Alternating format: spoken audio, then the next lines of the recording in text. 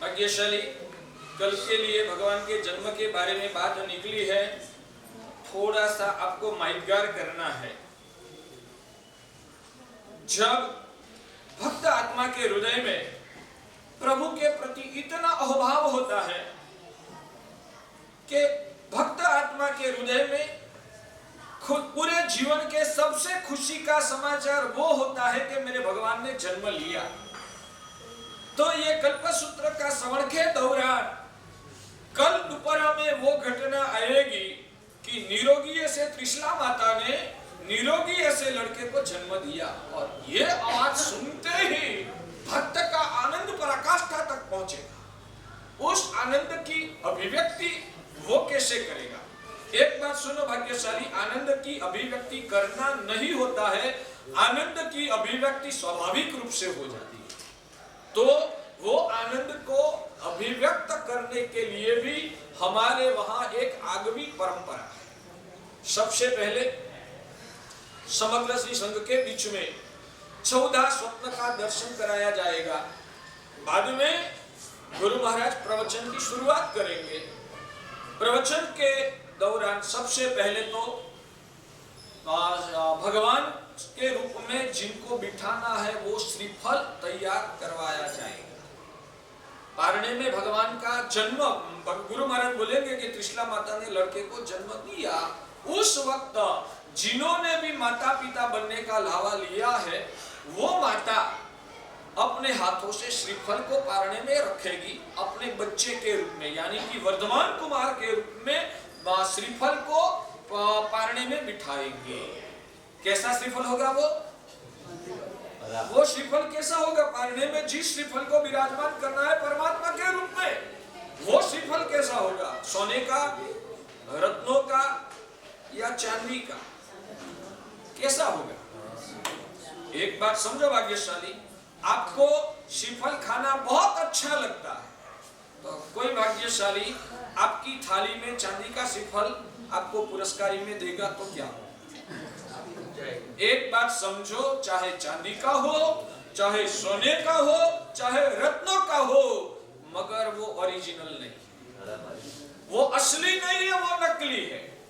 तो हमेशा असली चीज के सामने नकली चीज कैसी भी हो वो तुलना में नहीं आ सकती। हाँ, सोना जवेरात मूल्य के स्वरूप में सोने का श्रीफल का, रत्नों का श्रीफल का कितना भी मूल्य हो, मगर क्वालिटी में और गुणवत्ता के रूप में तो असली चीज का ही महत्व होता है। और हमारे गुरुदेव आचार्य भगवान भद्रंकर सुरेश्वर जी महाराजा कहते थे कि सफरजन को श्रीफल बोलते हो, केले को श्रीफल बोलते हो, जामफल को श्रीफल बोलते हो, क्यों नहीं?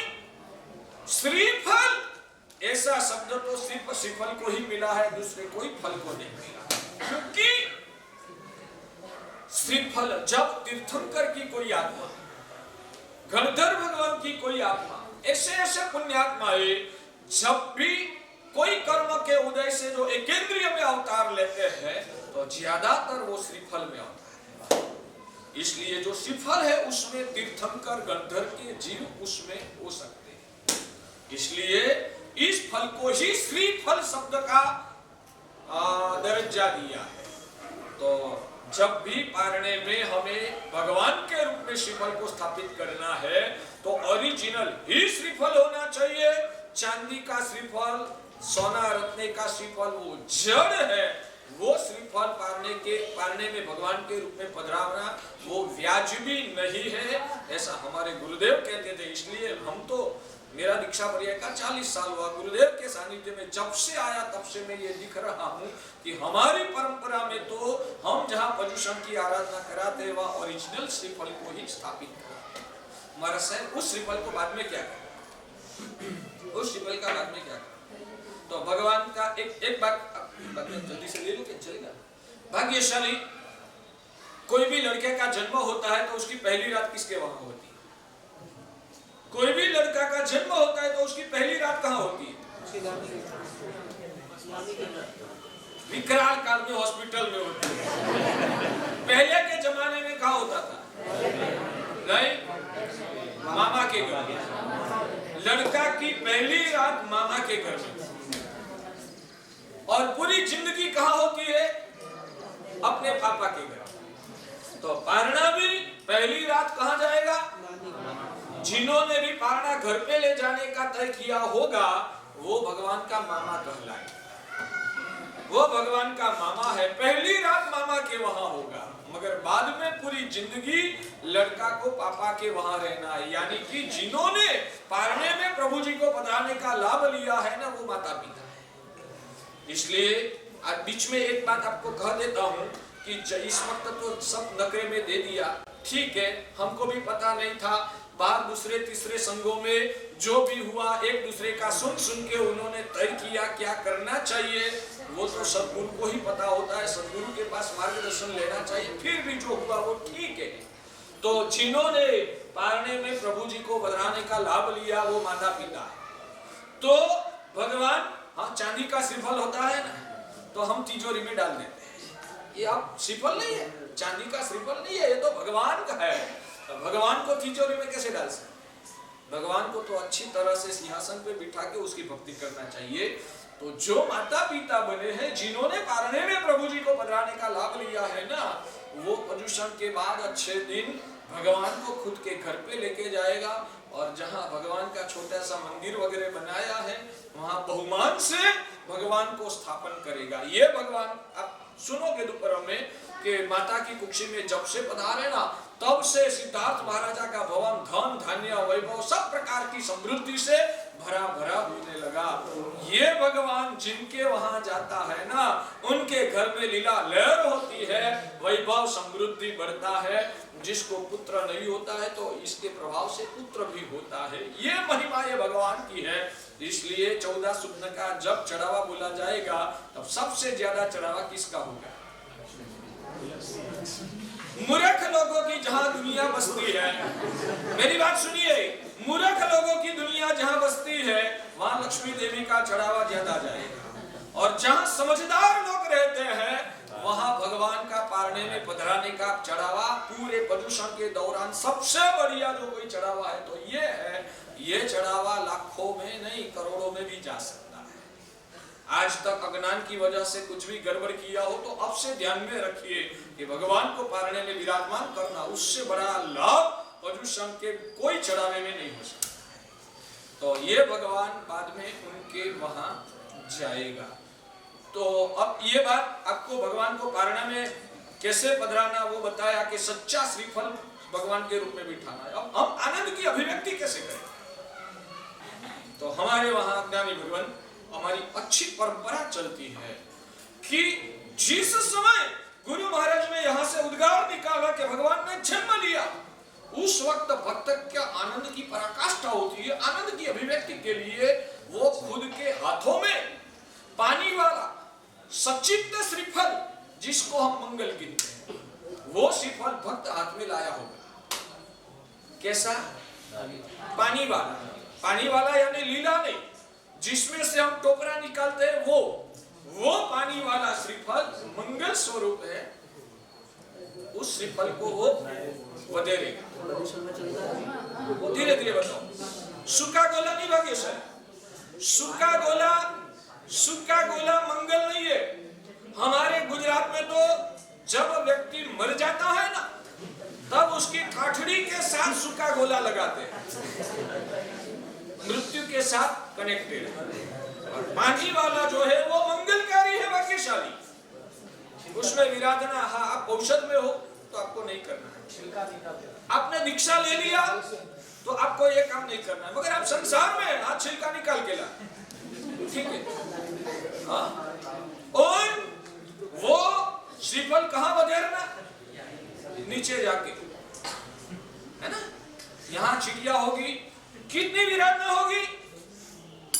जब आनंद की पराकाष्ठा होती है ना, तब ये सब प्रश्न साइड में रह जाते हैं। मेरा प्रश्न ये है, त्रिशला माता ने निरोगी ऐसे लड़के को भगवान को जन्म दिया, ऐसा शब्द आप जब सुनोगे तब आपके आनंद की पराकाष्ठा होगी, या 2-3 मिनट के बाद नीचे जाओगे तब पराकाष्ठा होगी। जब शब्द सुना, अब जहां खड़े हैं वहां ही श्रीफल को बने। समझ में आता है? जहां खड़े चिटिया बेटिया की चिंता मत करो। मेरा 40 साल के परिया में एक भी जगह पर चिट्ठी आज तक नहीं ये आपकी कल्पना है, भगवान का प्रभाव है, चिट्योती नहीं। तो वहां ही श्रीफल को बधेरना, और उस वक्त हम संकेत करते हैं परमात्मा को कि प्रभु आज तेरे नाम पर हम सिर्फ श्रीफल को बधेरते हैं, मगर कल मौका आया ना प्रभु तेरे नाम पर मेरा ये सिर को भी बधेर देने के लिए मैं आपको संकेत देता हूं। ये भाव इसके अंदर छुपा हुआ है। इस कार्य में भल भले जीवात्माओं का सम्यक दर्शन निर्मल हो जाता है भाग्यशाली। इसलिए आपकी संकुचित बुद्धि से तर्क वितर्क मत करो। इस पवित्र परंपरा की जो गरिमा है ना, उस गरिमा को समझने की कोशिश करो भाग्यशाली, जमता है। और बाद में उस श्रीफल का क्या करना, वधेर तो दी, आप क्या करना, प्रदूषण चलता है। महाराज साहब प्रदूषण में लीलोद्री खा सकते हैं। एक बात समझो, जिन शासन को आपने सही रूप से समझा ही नहीं है ना, इसलिए ये सब संकल्प विकल्प होता है। जिन शासन में उत्सर्ग भी भगवान ने बताया है, जिन शासन में अपवाद भी भगवान ने बताया है, एक ही नियम है, जहां थोड़ा नुकसान करके भी ज्यादा लाभ हो रहा है, उस प्रक्रिया को भगवान ने मंजूरी दिया। यह सूत्र हमेशा के लिए ध्यान में रखो। जहां थोड़ा नुकसान का स्वीकार करके भी बड़ा फायदा मिल सकता है, वैसी प्रक्रिया को भगवान ने मंजूरी दिया।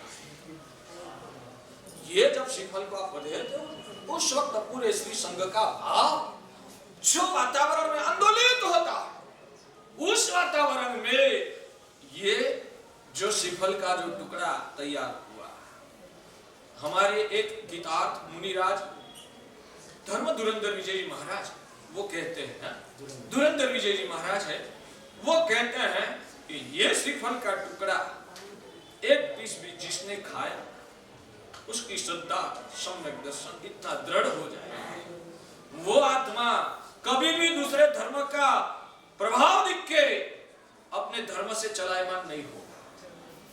टुकड़ा की तरह जो इतना बड़ा लाभ हो रहा है, ये टुकड़ा खाने से हमारी श्रद्धा, उसकी ऊर्जा है ना, उस वातावरण से जो भावित हुआ है, इसलिए वो टुकड़ा जब शरीर में जाके ब्लड में मिक्स होता है, तब उसकी ऊर्जा का प्रभाव से उसकी बुद्धि धर्म में ऐसी स्थिर होती है कि वो कभी इंप्रेस दूसरे धर्म से नहीं होता है, अपने धर्म में उसकी स्थिरता और श्रद्धा बढ़ती है। और जो इतना बड़ा फायदा है ना, तो ये श्रीफल का टुकड़ा खाना, उसको हम दोष रूप नहीं गिनते हैं, बल्कि हम तो वहां तक कहते हैं कि आपको शाम को भोजन लेने का बाकी है तो इस टुकड़े का सम्मान कर। हाँ, इसलिए आपको अट्ठाई चलती है, एकादशी चलता है, इस टुकड़े के लिए आपको छूटा खाने की जरूरत नहीं है। आपकी तपश्चर्या को आप छोड़ो, मगर तपश्चर्या नहीं है तो इस टुकड़े का भी सम्मान करना है। इस तरीके से हम भगवान का जन्म मनाएंगे। तो सूखा गोला लाना चाहिए, फोड़ना चाहिए, नीचे फोड़ना चाहिए, यहाँ फोड़ना चाहिए, ये सब जो आपके मन में संकल्प विकल्प है, उसको आप दिमाग में से निकाल दो। कुछ पूछना है भाग्यशाली? और कैसे कपड़ा पहन के आपको आना है? आपकी शादी में जैसे पहने थे ना वैसा, क्योंकि ये भगवान का सम्मान है, मेरे देवादिदेव प्रभु का जन्म है। तो उसमें तो ऐसे भी कोई दूसरे लोगों की शादी में भी जाते हो तो नया कपड़ा पहन के जाते हो, तो मेरे प्रभु का जन्म है। आपकी खुशी ही आपका कर्म का क्षय करके आत्मा को निर्मल बनाती है। एक बात समझो, जन्म वांछन तो होने वाला ही है, आपका अहोभाव, आपका आनंद, आपकी श्रद्धा जितनी ऊंचे जाएगी उतना आपकी आत्मा का कल्याण होगा। कल्याण वो आपकी खुद की भावना से जुड़ी हुई है। तो नया कपड़ा पहन के आना, खुद का कपड़ा बिगड़ जाएगा, उसकी कोई चिंता करना नहीं है। बस प्रभु के माहौल में हमें झूमना है। जन्म के बाद हम हल्ला वगैरह भक्ति गीतों से प्रभु की भक्ति करेंगे और कल का दिन पर्व महोत्सव के रूप में हमें मनाना है। तो पूरा आनंद से आज से तैयारी करो।